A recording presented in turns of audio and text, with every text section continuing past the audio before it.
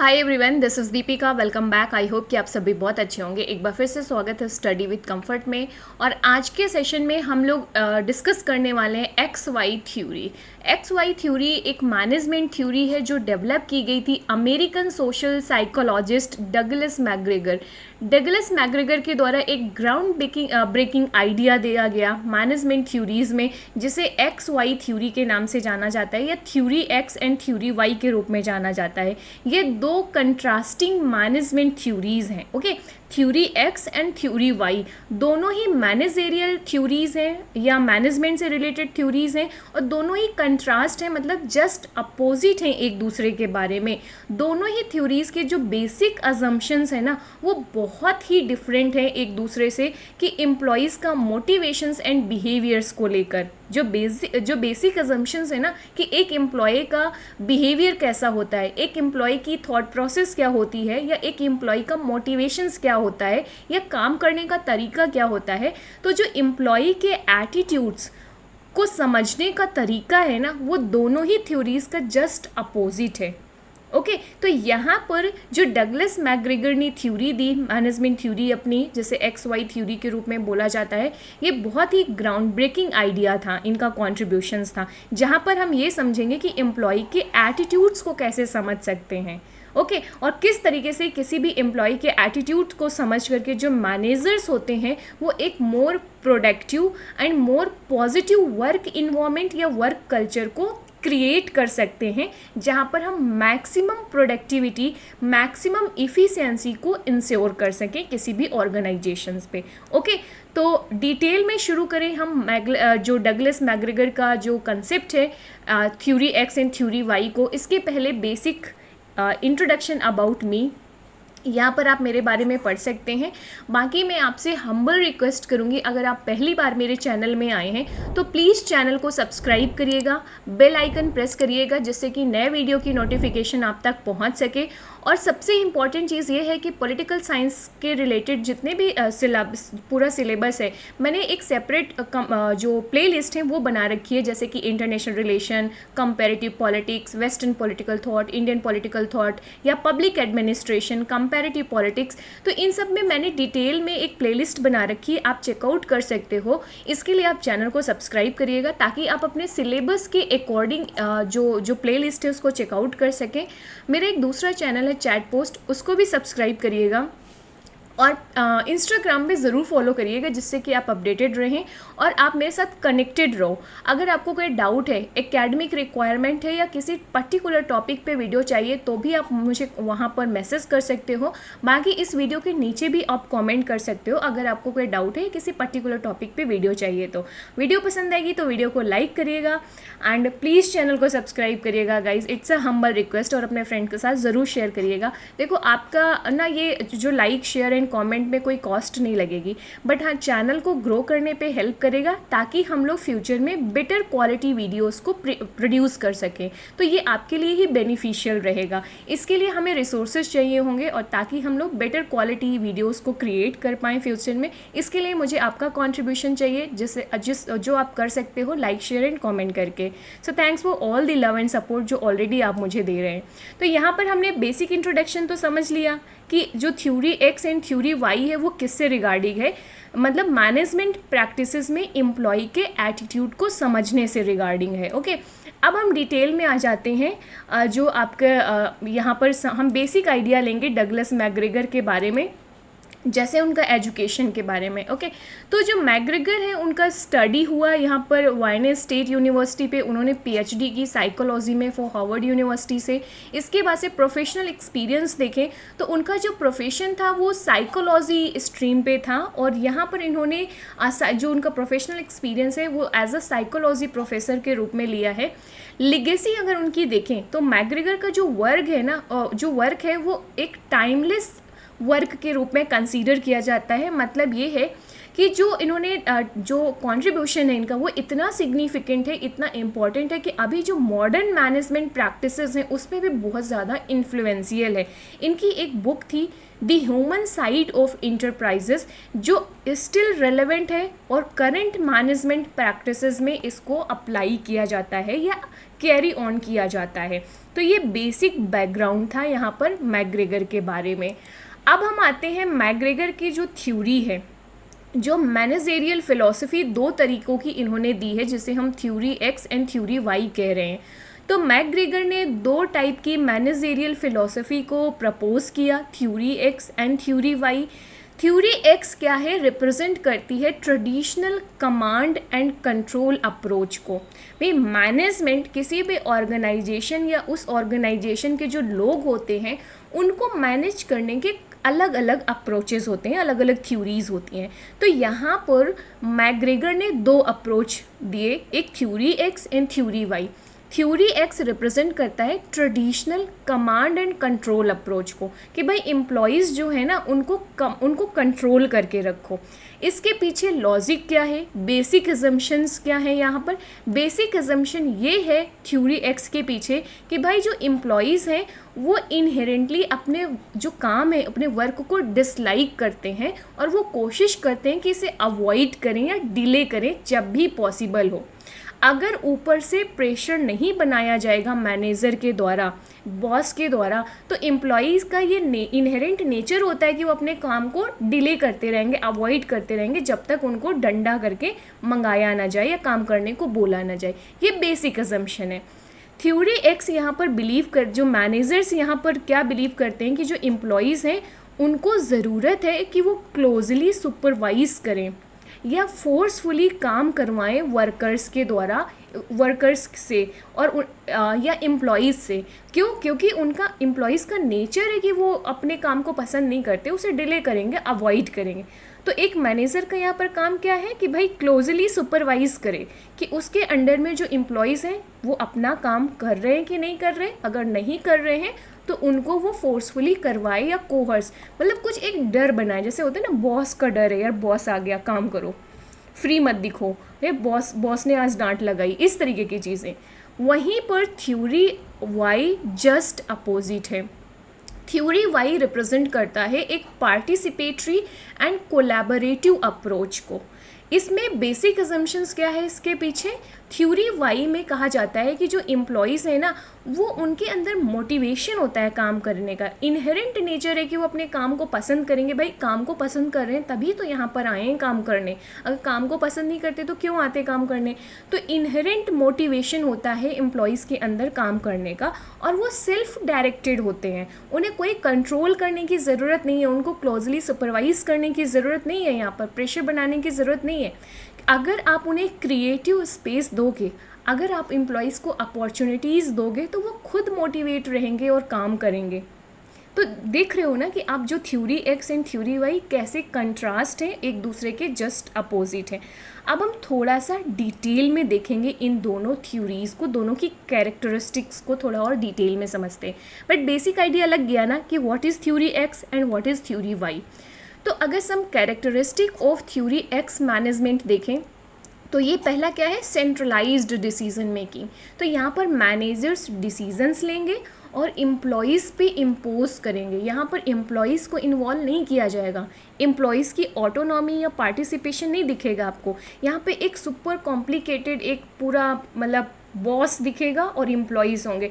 Boss ने instructions दिए, employees को फॉलो करने हैं। ओके, वहीं पर यहाँ पर माइक्रो मैनेजमेंट की बात होगी। माइक्रो मैनेजमेंट मतलब जो मैनेजर्स हैं ना वो क्लोजली सुपरवाइज करेंगे, मॉनिटर करेंगे, कंट्रोल करेंगे, मतलब हर एक छोटी छोटी चीज़ों को वो चेक करेंगे कि भाई हमसे अप्रूवल लेकर ही कोई काम करोगे, हमसे अप्रूवल लेकर ही कोई डिसीजंस लोगे। ये होता है माइक्रो मैनेजमेंट। वहीं पर माइक्रो में क्या होता कि भाई हाँ थोड़ा बहुत हमने इंस्ट्रक्शंस दे दिए, बाकी आपको ऑटोनॉमी है, आपका मेन काम है जो गोल्स हैं उनको अचीव करना, टारगेट्स अचीव करना। अब उन टारगेट्स को अचीव करने के लिए आपको जो भी ठीक लगे वो एक्शन लो, वो डिसीज़न लो, वो होता है माइक्रो, जो इसका जस्ट अपोजिट होता है, जो हम वाई थ्योरी में देखेंगे। तो माइक्रो मैनेजमेंट समझ में आया कि भाई हर एक छोटी छोटी डिसीजंस, हर छोटी छोटी चीज़ों के लिए अप्रूवल लेना पड़ रहा है। देन पनिटिव अप्रोचेस, भाई यहाँ पर मैनेजर क्या करेगा, पनिशमेंट्स या थ्रेट को यूज़ करता है ताकि जो एम्प्लॉयज़ हैं उनका कंप्लायंस या डिसिप्लिन इंश्योर कर सके। और अगर वो पुअर परफॉर्मेंस देते हैं तो उनके अंदर एक डर रहे कि मुझे भाई मुझे या तो फायर कर दिया जाएगा या मुझे कोई पनिशमेंट मिलेगा या मुझे एक्स्ट्रा वर्क दे कराया जाएगा, तो वो क्या करेंगे भाई, अपना काम सही तरीके से करेंगे डर की वजह से। Then limited trust in employees, जब इतनी सारी चीज़ें हो रही हैं तो ये तो आपको समझ में ही आ गया होगा कि भाई मैनेजर को अपने एम्प्लॉयज़ पे ट्रस्ट नहीं है। वो कहता है कि भाई ये तो काम ही नहीं करेंगे, जब मौका मिलेगा ये अवॉइड करेंगे। तो लिमिटेड ट्रस्ट होता है एम्प्लॉयज़ में और इसकी वजह से यहाँ पे कांस्टेंट मॉनिटरिंग की ज़रूरत पड़ रही है। थ्योरी एक्स समझ में आ गया? अब मुझे कमेंट करके बताओ कौन कौन है जो इस ग्रुप से बिलोंग करता है आप में से। पढ़ाई को लेकर भी ये लागू होता है, ठीक है, कि पढ़ाई, कुछ बच्चे होते हैं ना जिनको पढ़ाई के लिए क्या चाहिए, पेरेंट्स लगातार मॉनिटर करते हैं, कितना कोर्स किया, कोचिंग में आज क्या पढ़ाया गया, होमवर्क किया कि नहीं किया। कुछ लोग होते हैं, कुछ स्टूडेंट्स जो थ्योरी एक्स से बिलोंग करते हैं, वहीं पर कुछ स्टूडेंट्स होंगे जो थ्योरी वाई से भी बिलोंग करेंगे। अभी देखते हैं उनकी कैरेक्टरिस्टिक क्या है। सो मैनेजमेंट थ्योरी वाई में कुछ कैरेक्टरिस्टिक जैसे डिसेंट्रलाइज्ड डिसीजन मेकिंग, यहाँ पे मैनेजर्स एम्प्लॉयज़ को इन्वॉल्व करेगा डिसीजन मेकिंग प्रोसेस में, और जो एम्प्लॉयज़ के आइडियाज़ और इनपुट्स होंगे उसको भी वो शामिल करेंगे, भाई उनको एक्नॉलेज करेंगे, वैल्यू देंगे अगर वो अच्छा आइडिया हुआ तो।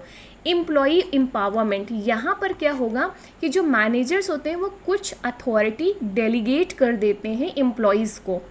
यहाँ पे डेलीगेट अथॉरिटी का मतलब ये है कि भाई हमने ओवरऑल कुछ टारगेट सेट कर दिए, मिलकर गोल सेट कर दिए, ठीक है। अब ये टीम में 10 लोग हैं, अब उन 10 को ऑटोनॉमी है कि इस टारगेट को अचीव करने पे आपको जो नेसेसरी एक्शन लेना हो, जो डिसीज़न लेना हो आप ले लेना, हमारा काम है इस गोल को अचीव करना।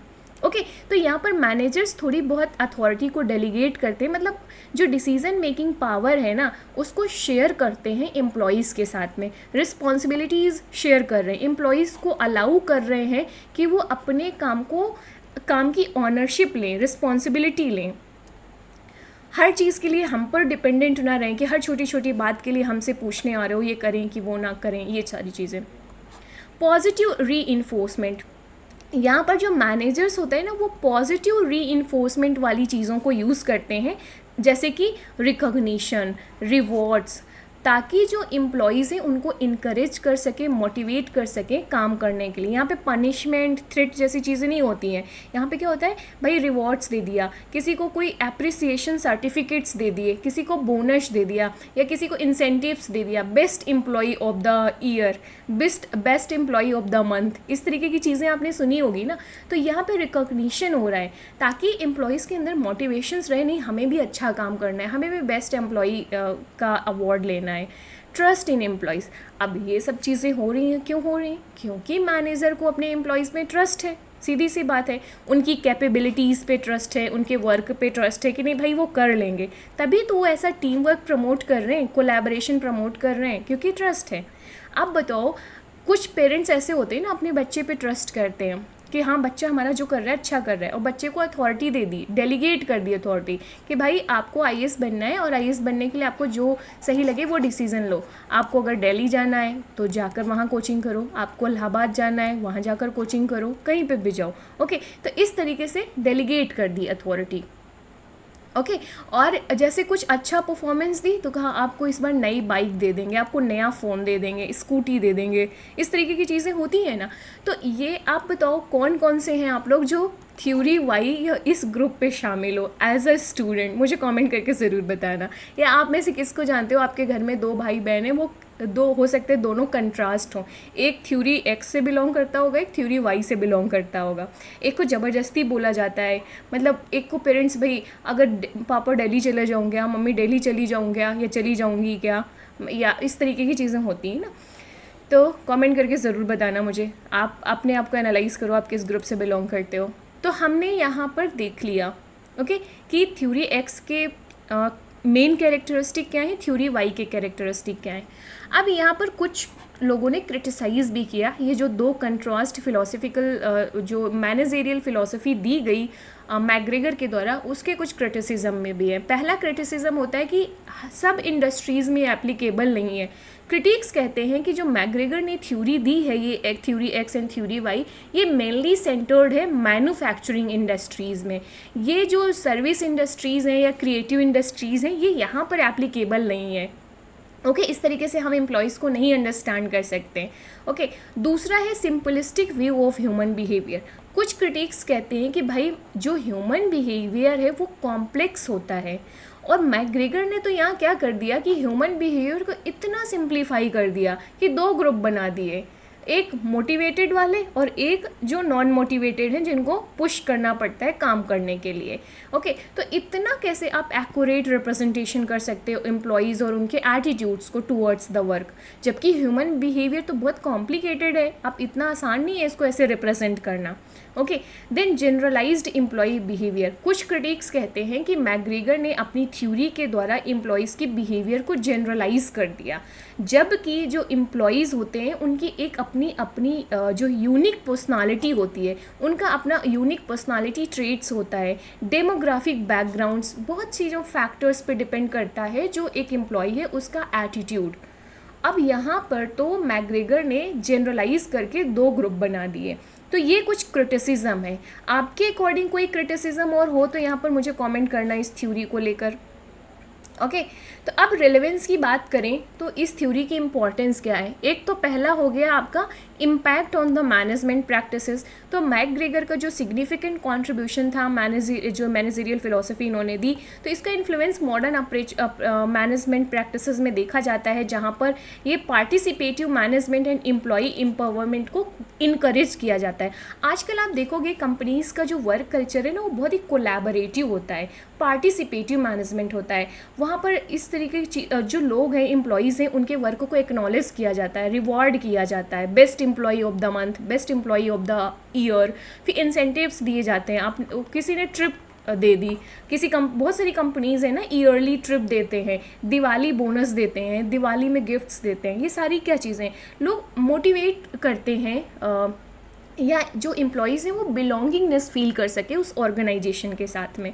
तो ये प्रेजेंट में बहुत ज़्यादा प्रैक्टिस किया जाता है। दूसरा एम्प्लॉई सेंटर्ड फोकस। सो मैग्रेगर की जो थ्योरी है वो एम्प्लॉई को सेंटर्ड में रखता है जब हम मैनेजमेंट प्रैक्टिसेस डिज़ाइन कर रहे होते हैं, कि भाई जो भी आप मैनेजमेंट प्रैक्टिसेस बना रहे हो ना, वो एम्प्लॉई सेंटर्ड होना चाहिए, ताकि एम्प्लॉयज़ को भाई एम्प्लॉयज़ से ही तो आपको काम मिलेगा। जो आपके यहाँ वर्कर्स हैं जो काम कर रहे हैं, उनके द्वारा ही तो आप गोल्स अचीव करोगे अपने ऑर्गेनाइजेशन या कंपनी के।